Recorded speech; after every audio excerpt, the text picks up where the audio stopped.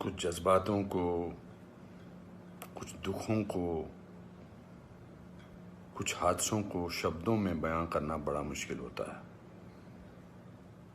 सुशांत सिंह राजपूत के जाने का मुझे जो दुख है उनका, तो मैं इस खबर ने मेरी आत्मा को ठंडा कर दिया, आत्मा को निचोड़ दिया है। दिल तक तो बात पहुंचती है, लेकिन आत्मा तक जो है वो दहल गई है। ये वीडियो बनाते वक्त भी सोच रहा हूँ क्या बोलूँ मैं, पर बोलने से कभी कभी, शेयर करने से कभी कभी नहीं, इस खबर पर तो शेयर करने से भी दुख कम नहीं होगा। मैंने MS Dhoni the untold story में सुशांत के फादर का रोल किया था, और क्योंकि कहानी बाप बेटे की थी और इसलिए रिश्ता भी ऑफ द स्क्रीन बाप बेटे जैसा ही हो गया था। कुछ लोग चले जाते हैं तो उसका सदमा बाद में लगता है, लेकिन वो चले क्यों गए इसका सदमा पहले लगता है।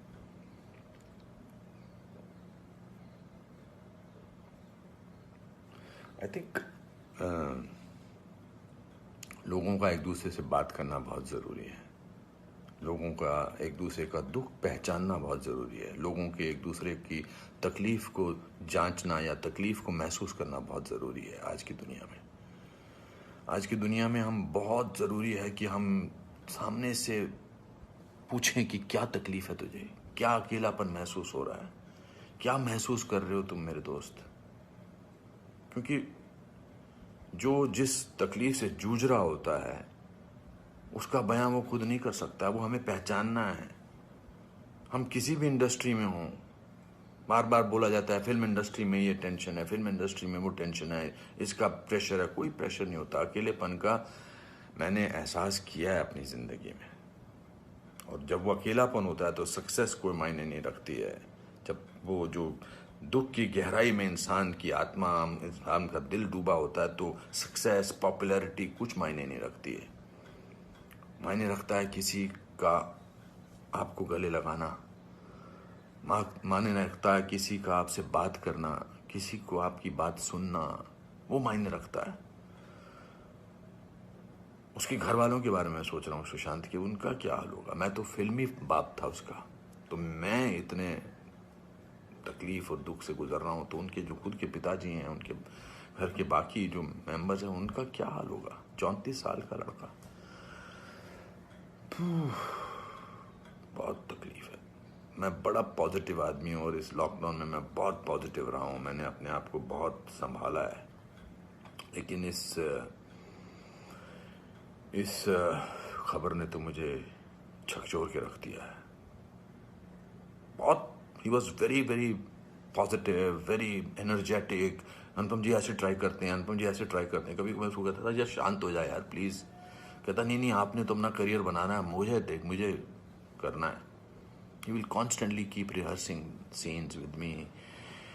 We'll spend time. बहुत ज़्यादा नज़दीक नहीं आ पाया मैं उसके, because the pressure of the shooting was there. We had to finish. We wanted to do that, and I wanted to give him space because he had internalized the role of MS Dhoni. So, but बहुत क्या बेमानी सा लगता है सब कुछ। तो मेरे दोस्तों, एक दूसरे को पहचानो, एक दूसरे का दुख दर्द। ऐसे ही पैंडेमिक ने, ऐसे ही हमारे हालात अजीब से कर रखे हैं। इस पूरे लॉकडाउन ने हमको अकेला कर रखा है। तो इस त्रासदी से, इस घबराहट से हमको समझना चाहिए एक दूसरे का दर्द, एक दूसरे की तकलीफ, एक दूसरे का अकेलापन समझना चाहिए, और बढ़ावा देना चाहिए प्यार को, पॉजिटिविटी को, कंपैशन को।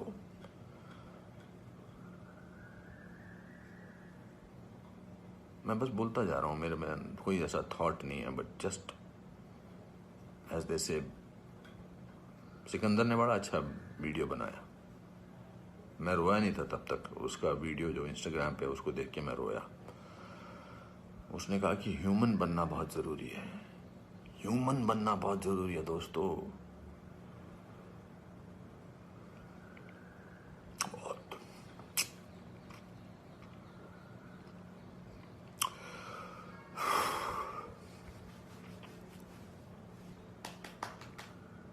चलो